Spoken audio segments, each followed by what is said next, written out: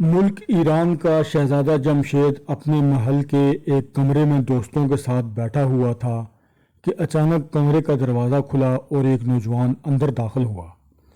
یہ سپہ سالار کا بیٹا اسد تھا، جو شہزادہ جمشید کا انتہائی گہرا دوست تھا۔ او اسد، بس تمہاری کمی محسوس ہو رہی تھی، شہزادے نے مسکراتے ہوئے کہا۔ شکریہ شہزادہ حضور، میں دراصل بدرو جادوگرنی کے بارے میں معلومات حاصل کرنے میں مصروف تھا، اس لیے دیر ہو گئی، اسد نے بیٹھتے ہوئے کہا۔ تو شہزادہ جمشید کے ساتھ ساتھ باقی لوگ بھی بے اختیار چونک پڑے۔ ان سب کے چہروں پہ انتہائی حیرت کے تاثرات ابھر آئے۔ بدرو جادوگرنی وہ کون ہے؟ شہزادہ جمشید نے حیرت بھرے لہجے میں پوچھا۔ چھوڑو شہزادے، کوئی اور بات کرو، یہ ویسے ہی میرے منہ سے نکل گیا تھا، اسد نے گول مول سے لہجے میں جواب دیا۔ نہیں، مجھے سب کچھ بتاؤ، شہزادہ جمشید نے اس بار سخت لہجے میں کہا تو اسد نے بے اختیار ایک طویل سانس لیا۔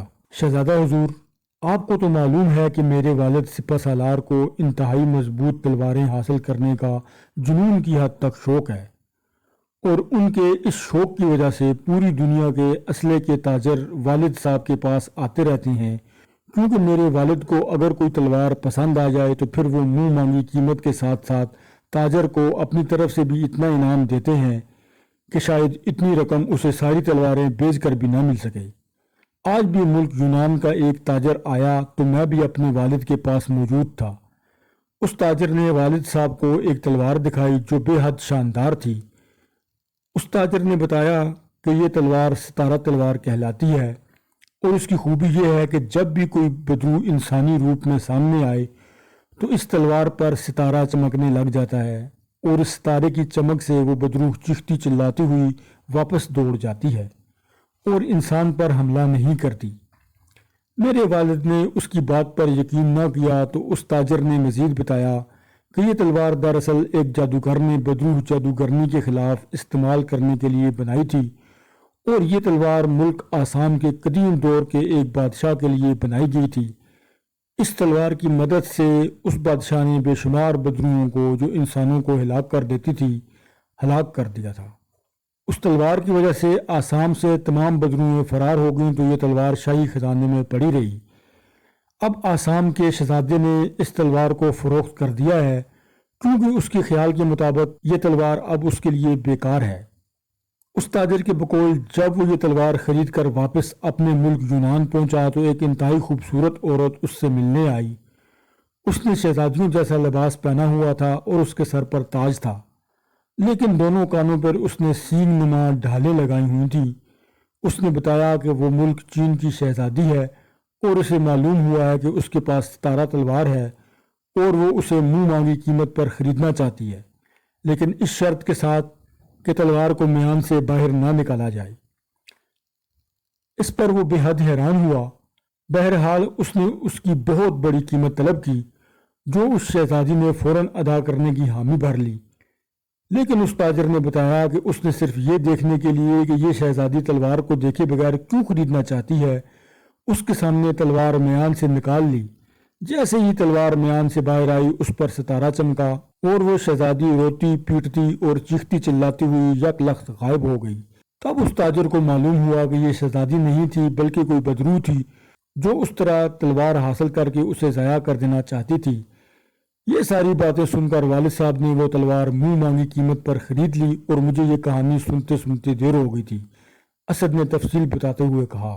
یہ تو واقعی انتہائی حیرت انگیز تلوار ہے، میں ابھی سپہ سالار سے درخواست کرتا ہوں کہ وہ تلوار مجھے دے دیں، شہزادہ جمشید نے کہا۔ لیکن آپ اس کا کیا کریں گے؟ اسد نے حیران ہو کر پوچھا۔ یہ ایسی تلوار ہے جسے ہم استعمال کرنا پسند کریں گے، شہزادہ جمشید نے کہا۔ شہزادہ حضور، اگر آپ کو اس تلوار کو استعمال کرنے کا شوق ہے تو پھر آگ جادوگر اور اس کی بیوی کا آپ اس تلوار سے خاتمہ کر دیں۔ ان دونوں نے ملک کے شمالی حصے میں قیامت برپا کر رکھی ہے۔ بے شمار لوگ اس کے ظلم کا شکار ہو چکے ہیں، اور اس کی بیوی کو ویسے بھی سب لوگ بدروح جادوگرنی کہتے ہیں، کیونکہ وہ بدروحوں کی طرح ہر جگہ پھیل جاتی ہے۔ ایک نوجوان نے کہا تو شہزادہ جمشید بے اختیار اچھل پڑا۔ ہمارے ملک میں؟ کیا مطلب؟ ہمیں تو آج تک اس بارے میں کسی نے بتایا ہی نہیں۔ शहजादा जमशेद ने हैरत भरे लहजे में कहा, शहजादा हुजूर, बादशाह सलामत ने सबको सख्ती से मना कर रखा है कि आपको इस बारे में कुछ न बताया जाए, क्योंकि आप जादूगरों का मुकाबला नहीं कर सकेंगे, क्योंकि आप जादू नहीं जानते। लेकिन अब इस तलवार के बारे में सुनकर मैंने ये बात कर दी है। उस नौजवान ने कहा, हम अभी और इसी वक्त उनकी सरकोबी के लिए चलेंगे। शहजादे ने उठते हुए कहा तो शहजादे के उठते ही सब साथी भी उठ खड़े हुए और फिर सिवाय असद के बाकी सब शहजादे से इजाज़त लेकर चले गए। चलो पहले हम तुम्हारे वालिद से मिलकर तलवार हासिल करें, शहजादे ने कहा तो असद ने इस बात में सर हिला दिया। फिर वो दोनों सिपा सालार के महल में पहुंच गए। जब सिपा सालार को इतला मिली कि शहजादा जमशेद खुद चल कर आया है तो वो उसके इस्तकबाल के लिए खुद दरवाजे पर पहुंच गया। आज कैसे आना हुआ शहजादा हुजूर, आपने हमें अपने महल में तलब कर लिया होता। सिपा सालार ने कहा, आप हमारे बुजुर्ग हैं और हमारे दोस्त असद के वालिद हैं, इसलिए हम खुद चलकर आपके पास आए हैं। शहजादे ने मुस्कुराते हुए कहा तो सिपा सालार बेहद खुश हुआ और शहजादे को दुआएं देने लगा। हम आपसे एक चीज़ मांगने आए हैं, उम्मीद है आप हमें मायूस नहीं करेंगे, शहजादे ने कहा। आप हुक्म तो करें शहजादा हुजूर, सिपा सालार ने कहा। हमें सितारा तलवार चाहिए, शहजादे ने कहा। मैं अभी लेकर आता हूँ, यकीनन असद ने उसके बारे में आपको बताया होगा, सिपा सालार ने मुस्कुराते हुए कहा और उठकर अंदर अपने खास कमरे में चले गए। थोड़ी देर बाद वो वापस आए तो उनके हाथ में एक तलवार थी जो मयान के अंदर थी। ये लीजिए शहजादा हुजूर, मेरी तरफ से तोहफा कबूल कीजिए, सिपा सालार ने कहा तो शहजादे ने बड़े खुलूस से सिपा सालार का शुक्रिया अदा किया। क्या मैं पूछ सकता हूँ कि इस तलवार को आप कहाँ इस्तेमाल करने का इरादा रखते हैं, सिपा सालार ने कहा। हम इस तलवार से आग जादूगर और उसकी बीवी बदरू जादूगरनी का खात्मा करना चाहते हैं ताकि ये दोनों हमारी आया पर जुल्म न कर सकें, शहजादा जमशेद ने जवाब देते हुए कहा। ओ, आपको इस बारे में किसने बताया है, सिपा सालार ने चौंक कर कहा। बस हमें खुद ही इतला मिल गई है, शहजादे ने जवाब दिया।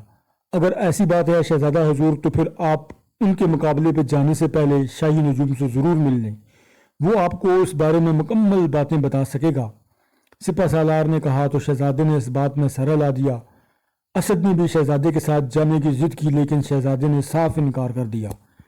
फिर वो असद और उसके वालिद सिपा सालार से इजाज़त लेकर उनके महल से निकला और वापस अपने महल में आ गया। उसने वहां पहुंचते ही फौरन शाही नजूमी को तलब किया तो थोड़ी देर बाद शाही नजूमी वहां पहुंच गया और फिर उसने शहजादे की फरमाइश पर हिसाब किया तो उसके चेहरे पर तशवीश के तासुरात उभर आए।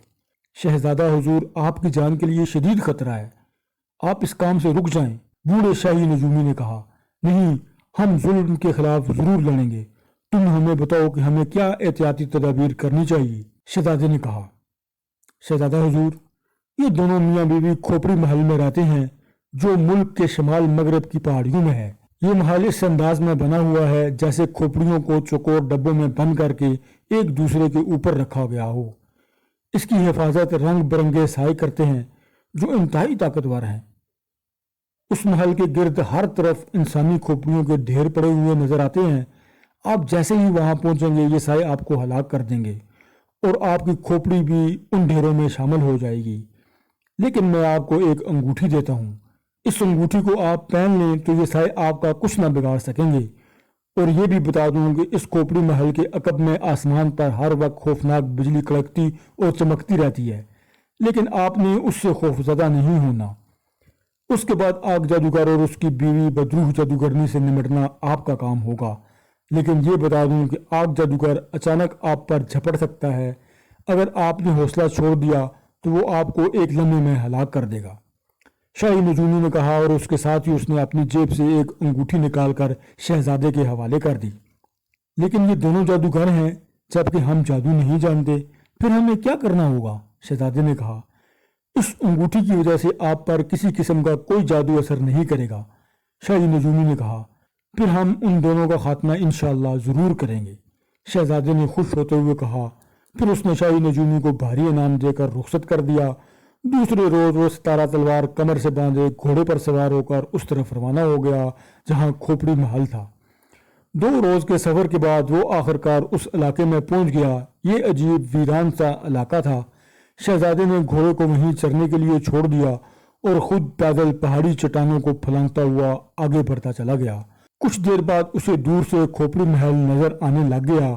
اس محل کے عقب میں واقع سیاہ بادل تھے جن میں مسلسل بجلی چمک رہی تھی اور خوفناک آوازیں بھی آ رہی تھیں۔ شہزادہ جمشید جیسے ہی اس محل کے قریب پہنچا اس نے رنگ برنگے سایوں کو اپنی طرف بڑھتے دیکھا، لیکن جیسے ہی وہ قریب آئے یک لخت چیختے ہوئے واپس دوڑ پڑے۔ محل کے باہر ہر طرف واقعی انسانی کھوپڑیوں کے ڈھیر نظر آ رہے تھے۔ ان ڈھیروں کو دیکھ کر شہزادے کو ان دونوں پر اور بھی غصہ آ گیا کہ ان ظالموں نے اتنے جیتے جاگتے انسانوں کو ہلاک کر دیا ہے۔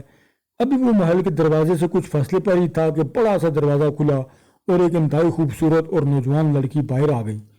اس نے شہزادیوں جیسا لباس پہنا ہوا تھا، سر پر چھوٹا سا تاج تھا جس پر سرخ رنگ کا ایک قیمتی لال لگا ہوا تھا، لیکن شہزادہ یہ دیکھ کر حیران رہ گیا کہ اس کے دونوں کانوں پر نیلے رنگ کی ڈھالیں سی چڑھی ہوئی تھیں جو اس کے سر پر جا کر سینگوں کی طرح مڑ گئی تھیں۔